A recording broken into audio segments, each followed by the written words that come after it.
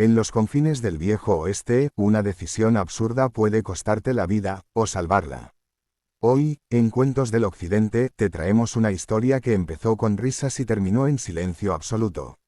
Un trampero francés desafió todas las reglas del asentamiento cuando levantó una casa hecha de barro y ramas, algo que parecía destinado al fracaso en el primer invierno. Nadie creyó que pudiera resistir el viento ni el frío implacable. Pero cuando llegaron las heladas y las casas, correctas, empezaron a fallar, esa construcción despreciada reveló un secreto inquietante. Quédate hasta el final, porque esta historia demuestra que, en la frontera, lo que parece débil, puede ser lo más fuerte. En los márgenes de un asentamiento frío y ventoso, donde la tierra era dura y la vida aún más, un trampero francés se ganó las risas de todos cuando decidió no usar troncos para levantar su cabaña. Había llegado hacía poco, con un acento extraño y costumbres que nadie entendía del todo. Mientras los demás hombres cortaban pinos gruesos y los apilaban uno sobre otro, él caminaba por el borde del bosque recogiendo ramas largas y flexibles, observando el barro de las orillas del río como si fuera un material valioso. Desde el primer día, muchos asumieron que no duraría mucho en aquel lugar. Clavó postes simples en el suelo, sin la solidez que todos esperaban ver. No eran troncos macizos, sino maderas delgadas, bien colocadas, formando un esqueleto ligero. Luego comenzó a entretejer ramas entre los postes, una tras otra, con paciencia infinita, como si estuviera fabricando una enorme canasta apoyada en la tierra. Algunos se detenían a mirar solo para reírse. Decían que aquello no era una casa, sino un corral para animales, algo que el viento se llevaría en la primera tormenta fuerte. Él no respondía, seguía trabajando, ajustando cada rama hasta que quedaba firme, sin holguras. Cuando la estructura estuvo lista, empezó la parte que más burlas provocó. En lugar de clavar tablas o rellenar con madera, mezcló barro con paja y musgo español hasta obtener una pasta espesa y pesada. Con las manos, sin herramientas finas, fue cubriendo el entramado de ramas, empujando la mezcla en cada hueco, sellándolo todo. Día tras día, su cabaña cambiaba de aspecto. La madera desaparecía bajo una capa terrosa que se secaba lentamente al sol. Desde lejos parecía una masa irregular, más cercana a la tierra que a una construcción humana. Los vecinos no perdían oportunidad de burlarse. La llamaban, la casa de mimbre, el nido del francés, o simplemente, la choza de barro. Decían que el primer invierno la llenaría de grietas, que el agua se filtraría, que el frío entraría sin resistencia. Para ellos, una casa debía crujir con el peso de los troncos, debía mostrar fuerza y rigidez. Aquella estructura flexible y cubierta de lodo les parecía una provocación, casi una negación de todo lo que creían saber sobre sobrevivir en la frontera. Mientras tanto, el trampero seguía afinando detalles. Alisaba la superficie exterior, sellaba pequeñas fisuras antes de que se formaran, reforzaba las esquinas con más mezcla. Por dentro, el ambiente comenzaba a sentirse distinto incluso antes de que llegara el frío. El aire no corría libremente como en las cabañas de troncos nuevas, donde siempre había alguna rendija invisible. Dentro de aquella casa, el silencio era más profundo, como si el exterior quedara lejos aunque estuviera a pocos pasos. Al caer las primeras noches frías del otoño, algunos notaron algo extraño. Mientras en otras cabañas el viento silbaba entre las paredes y obligaba a avivar el fuego constantemente, en la suya el calor parecía quedarse. No era algo evidente todavía, pero se sentía.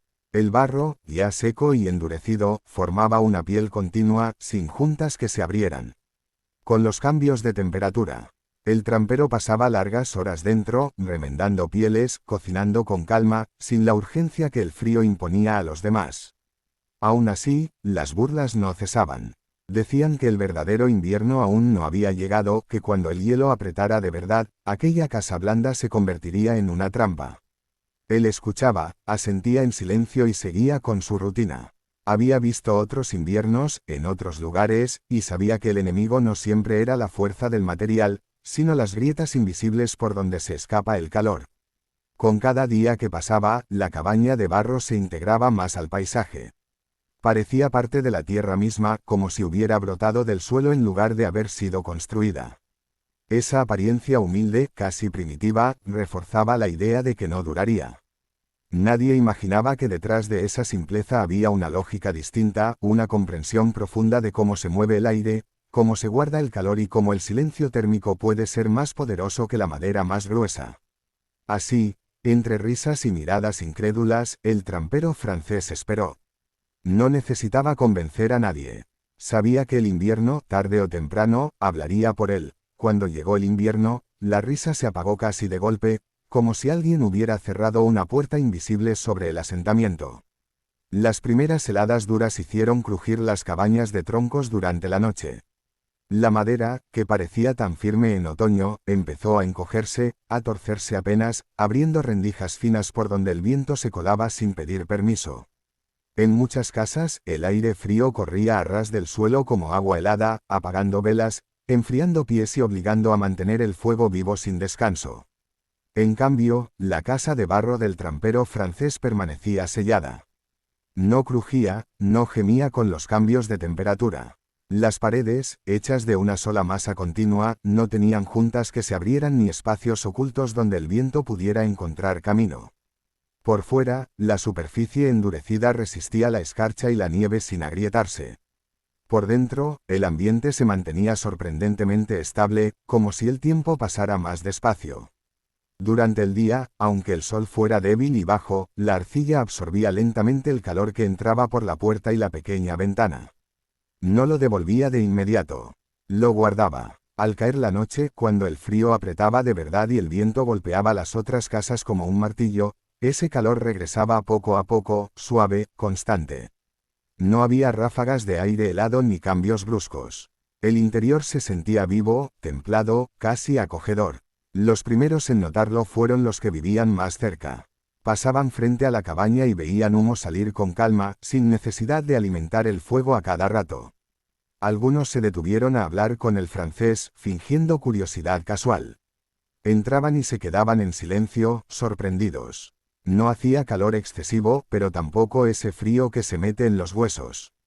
Era un equilibrio extraño, nuevo para ellos. Pronto empezaron a compararlo con sus propias casas, donde el fuego rugía pero el frío seguía ganando terreno. Con el paso de las semanas, la diferencia se volvió imposible de ignorar.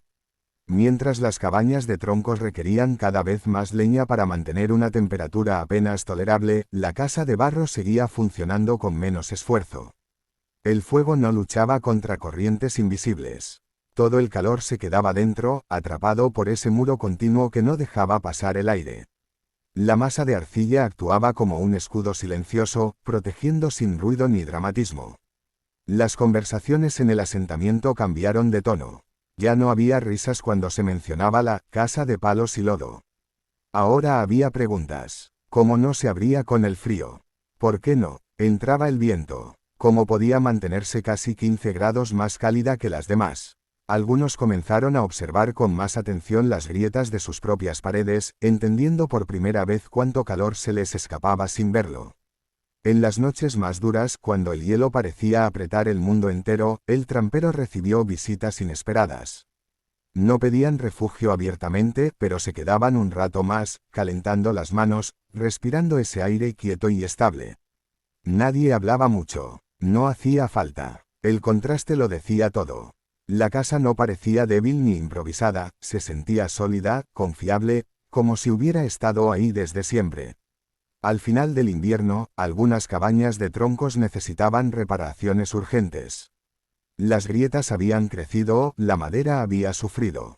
En cambio, la casa de barro solo mostraba pequeñas marcas superficiales, fáciles de corregir con un poco más de mezcla.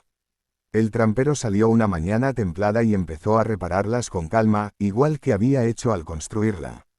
Los mismos que antes se burlaban ahora miraban en silencio, memorizando cada gesto. Entonces lo entendieron. Aquella casa no era primitiva ni frágil. No era una solución de emergencia, sino una idea bien pensada. El barro, las ramas y el musgo no eran símbolos de pobreza, sino de inteligencia aplicada. Había sellado el aire, domado el viento y usado la masa de la tierra como aliada. Mientras otros luchaban contra el invierno con fuerza bruta, él había elegido cerrarle el paso. Con la llegada de la primavera, el asentamiento ya no era el mismo. Algunos empezaron a experimentar, a cubrir mejor sus paredes, a buscar mezclas similares.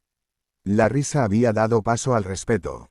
Porque aquel invierno dejó una lección clara y difícil de olvidar. A veces, lo que parece más simple y humilde puede ser el mejor escudo contra el frío, y la diferencia entre resistir la noche o vivirla en calma.